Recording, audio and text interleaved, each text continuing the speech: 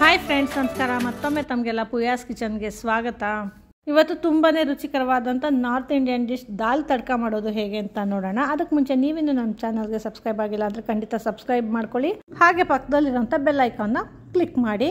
ಹಾಗೆ ಫೇಸ್ಬುಕ್ನಲ್ಲಿ ಕೂಡ ನಮ್ಮ ಪೇಜ್ನ ಫಾಲೋ ಮಾಡಿ.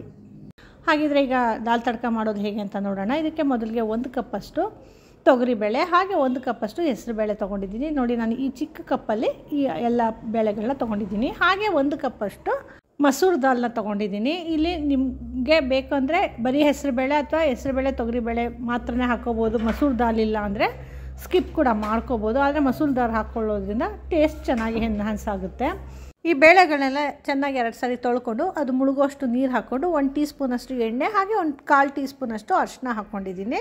ಇದನ್ನ 1 ವಿಷಲ್ ಕೂಗೋಕೆ ಇಟ್ಕೊಂಡು ಒಗ್ಗರಣೆಗೆ ಸಿದ್ಧ ಮಾಡ್ಕೊಳ್ತಾ ಇದ್ದೀನಿ. ನೋಡಿ, ಇಲ್ಲಿ ನಾನು 3 ಟೇಬಲ್ ಸ್ಪೂನಷ್ಟು ಎಣ್ಣೆ ತೊಗೊಂಡಿದ್ದೀನಿ. ಈ ಎಣ್ಣೆ ಕಾದ ನಂತರ 1 ಟೀ ಸ್ಪೂನಷ್ಟು ಜೀರಿಗೆ ಹಾಕ್ಕೊಂಡಿದ್ದೀನಿ.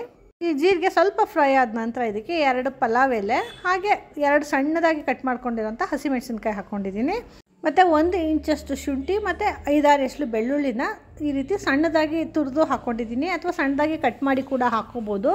ಆದರೆ ಪೇಸ್ಟ್ ಹಾಕ್ಕೊಂಡ್ರೆ ಅದು ಅಷ್ಟೊಂದು ಟೇಸ್ಟ್ ಕೊಡೋದಿಲ್ಲ. ಇದು ಸ್ವಲ್ಪ ಫ್ರೈ ಆದ ನಂತರ ಇದಕ್ಕೆ 2 ಈರುಳ್ಳಿನ ಈ ರೀತಿ ಸಣ್ಣದಾಗಿ ಕಟ್ ಮಾಡಿ ಹಾಕ್ಕೊಂಡಿದ್ದೀನಿ.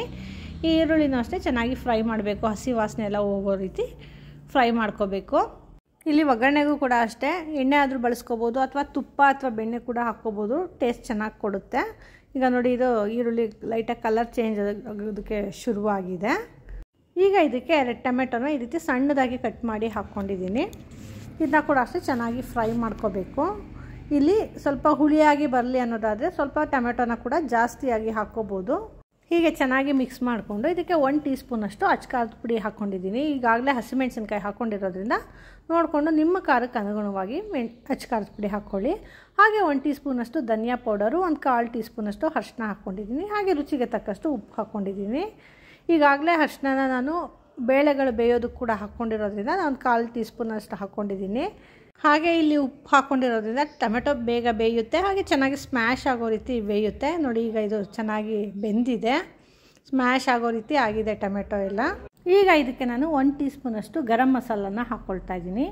ಈ ಗರಂ ಮಸಾಲ ಹಾಕ್ಕೊಂಡು ಚೆನ್ನಾಗಿ ಮಿಕ್ಸ್ ಮಾಡಿಬಿಟ್ಟು ಈ ಮಸಾಲೆಗಳೆಲ್ಲ ಚೆನ್ನಾಗಿ ಬೇಯೋದಕ್ಕೆ 1-2 ನಿಮಿಷ ಬಿಟ್ಟಿದ್ದೀನಿ.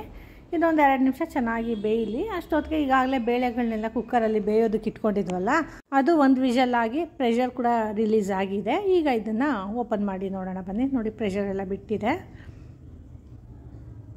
ನೋಡಿ, ಇಲ್ಲಿ ಬೇಳೆ ಎಲ್ಲ ಚೆನ್ನಾಗಿ ಬೆಂದಿದೆ, ಹದವಾಗಿ ಬೆಂದಿದೆ. 1 ವಿಷಲ್ ಕೂಗಿಸ್ಕೊಂಡ್ರೆ ಸಾಕು, ಚೆನ್ನಾಗಿ ಬೆಂದ್ಬಿಡುತ್ತೆ ಬೇಳೆ. ಈಗ ಈ ಬೆಂದಿರೋಂಥ ಬೇಳೆನ ಈ ಒಗ್ಗರಣೆಗೆ ಹಾಕ್ಕೊಳ್ತಾ ಇದ್ದೀನಿ. ಈ ಮಸಾಲೆಗಳು ಎಲ್ಲ ಚೆನ್ನಾಗಿ ಹೊಂದ್ಕೊಂಡಿದೆ. ಈಗ ಈ ಬೇಳೆಗಳನ್ನೆಲ್ಲ ಹಾಕ್ಕೊಂಡು ಚೆನ್ನಾಗಿ ಮಿಕ್ಸ್ ಮಾಡ್ಕೋಬೇಕು. ಹಾಗೆ ಇಲ್ಲಿ ನಮಗೆ ಕನ್ಸಿಸ್ಟೆನ್ಸಿಗೆ ಯಾವ ಕನ್ಸಿಸ್ಟೆನ್ಸಿ ಬೇಕೋ ಅಷ್ಟು ನೀರು ಹಾಕ್ಕೊಂಡು ಅದನ್ನ ಕೂಡ ಸೇರಿಸ್ಕೊಂಡಿದ್ದೀನಿ. ಈಗ ಇದನ್ನೆಲ್ಲ ಈ ಮಸಾಲೆ ಎಲ್ಲ ಈ ಬೇಳೆ ಚೆನ್ನಾಗಿ ಮಿಕ್ಸ್ ಆಗೋ ರೀತಿ ಮಿಕ್ಸ್ ಮಾಡ್ಕೋಬೇಕು. ಹೀಗೆ ಚೆನ್ನಾಗಿ ಮಿಕ್ಸ್ ಮಾಡಿ ಇದು ಚೆನ್ನಾಗಿ ಕುದಿಯೋದಕ್ಕೆ ಬಿಡೋಣ. ಹಾಗೆ ಇಲ್ಲಿ ಲಾಸ್ಟಲ್ಲಿ ಕೊತ್ತಂಬರಿ ಸೊಪ್ಪನ್ನ ಸಣ್ಣದಾಗಿ ಕಟ್ ಮಾಡಿ ಹಾಕ್ಕೊಂಡಿದ್ದೀನಿ. ಹೀಗೆ ಕೊತ್ತಂಬರಿ ಸೊಪ್ಪನ್ನ ಹಾಕ್ಕೊಂಡು ಚೆನ್ನಾಗಿ ಮಿಕ್ಸ್ ಮಾಡಿಕೊಂಡ್ರೆ ರುಚಿಕರವಾದಂಥ ದಾಲ್ ಫ್ರೈ ಸಿದ್ಧ ಆಗುತ್ತೆ. ಇದಕ್ಕೆ ಒಂದು ತಡ್ಕ ಹಾಕಿದ್ರೆ ಅದನ್ನು ದಾಲ್ ತಡ್ಕ. ಈ ದಾಲ್ ಫ್ರೈ ಕೂಡ ಹಾಗೆ ತಿನ್ನೋದಕ್ಕೆ ಚೆನ್ನಾಗಿರುತ್ತೆ, ಆದರೆ ಕಲರ್ಫುಲ್ ಆಗಿ ಕಾಣೋದಕ್ಕೆ ದಾಲ್ ತಡ್ಕನ ಒಂದು ದಾಲ್ ತಡ್ಕದು ಒಗ್ಗರಣೆ ಹಾಕ್ಕೊಳ್ಳೋಣ. ಇಲ್ಲಿ ತಡ್ಕಾಗೆ ನಾನು 1-2 ಟೇಬಲ್ ಸ್ಪೂನಷ್ಟು ಎಣ್ಣೆ ಹಾಕ್ಕೊಂಡಿದ್ದೀನಿ. ಈ ಎಣ್ಣೆ ಸ್ವಲ್ಪ ಬಿಸಿ ಆದ ನಂತರ ಇದಕ್ಕೆ 1/2 ಟೀ ಸ್ಪೂನಷ್ಟು ಜೀರಿಗೆ ಹಾಕ್ಕೊಂಡಿದ್ದೀನಿ. ಹಾಗೆ 1/4 ಟೀ ಸ್ಪೂನಷ್ಟು ಕಾಶ್ಮೀರಿ ರೆಡ್ ಚಿಲ್ಲಿ ಪೌಡರ್ ಹಾಕ್ಕೊಂಡಿದ್ದೀನಿ. ಈ ಕಾಶ್ಮೀರಿ ರೆಡ್ ಚಿಲ್ಲಿ ಪೌಡರ್ ಹಾಕ್ಕೊಳ್ಳೋದ್ರಿಂದ ಈ ತಡ್ಕ ಒಳ್ಳೆ ಕಲರ್ ಬರುತ್ತೆ. ಹಾಗೆ 1-2 ಕೆಂಪು ಮೆಣಸಿನ್ಕಾಯಿನ ಕೂಡ ಹಾಗೆ ಹಾಕ್ಕೊಂಡಿದ್ದೀನಿ. ಲಾಸ್ಟಲ್ಲಿ ಸ್ವಲ್ಪ ಸಣ್ಣದಾಗಿ ಕಟ್ ಮಾಡ್ಕೊಂಡಿರೋಂಥ ಕೊತ್ತಂಬರಿ ಸೊಪ್ಪನ್ನ ಕೂಡ ಹಾಕ್ಕೊಂಡಿದ್ದೀನಿ. ಹಾಗೆ ಡಾಬಾ ಸ್ಟೈಲಲ್ಲಿ ಬೇಕಂದರೆ ಸಣ್ಣದಾಗಿ ಕಟ್ ಮಾಡ್ಕೊಂಡಿರೋಂಥ ಬೆಳ್ಳುಳ್ಳಿ ಕೂಡ ಹಾಕ್ಕೊಂಡ್ರೆ ತುಂಬಾ ಚೆನ್ನಾಗಿರುತ್ತೆ.